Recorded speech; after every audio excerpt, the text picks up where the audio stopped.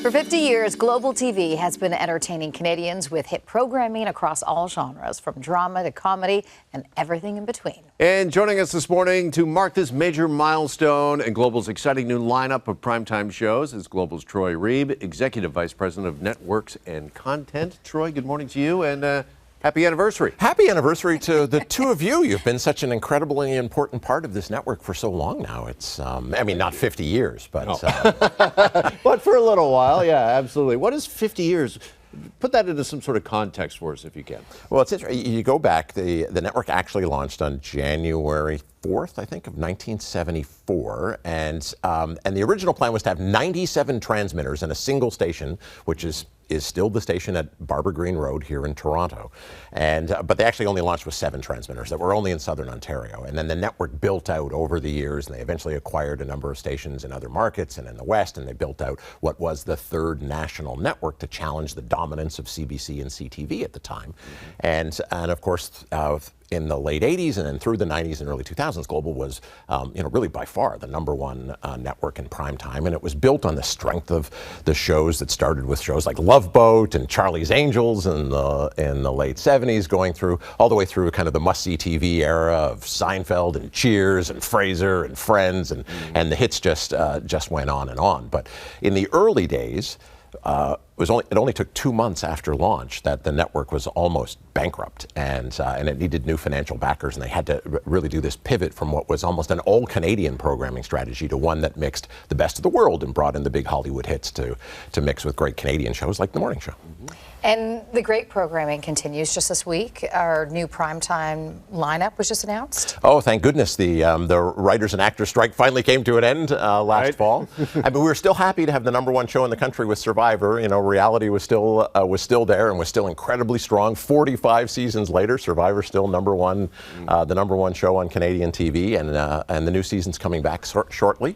But yes, all of our big new scripted dramas are returning. NCIS. The NCISs were back on the schedule this week. The FBIs are back. If you missed them, you can catch up on Stack TV. Got to get my plugs in there. And of course, we have so many great new shows coming as well. Fire Country premieres. The new season of Fire Country premieres this week. We have a new show called Elsbeth that I know you're both excited about, coming later this month. And Global's got it. All right, let's talk. Well, there's a throwback right there. Let's talk about comedy as well, because we're also, Carolyn and I, big fans of Abbott Elementary. Oh, it's, you know what, we're thrilled to have Abbott Elementary, which was just this great pickup. You know, you go down to LA, our buying team, to, try to buy the best shows. And this is one that we spotted right away. It was a bit of a sleeper, and we were so thrilled to be able to make a bid and be successful to bring it to the Global schedule. It, of course, has won so many Emmys since then and has become such a hit with viewers. Again, the premiere was last week of the new season, and if you want to catch up on it, Stack TV. There you go. You mentioned Survivor. Global's really been the front runner when it comes to reality television. Yes, and in the early days, right from the beginning, we picked up the first season of Survivor.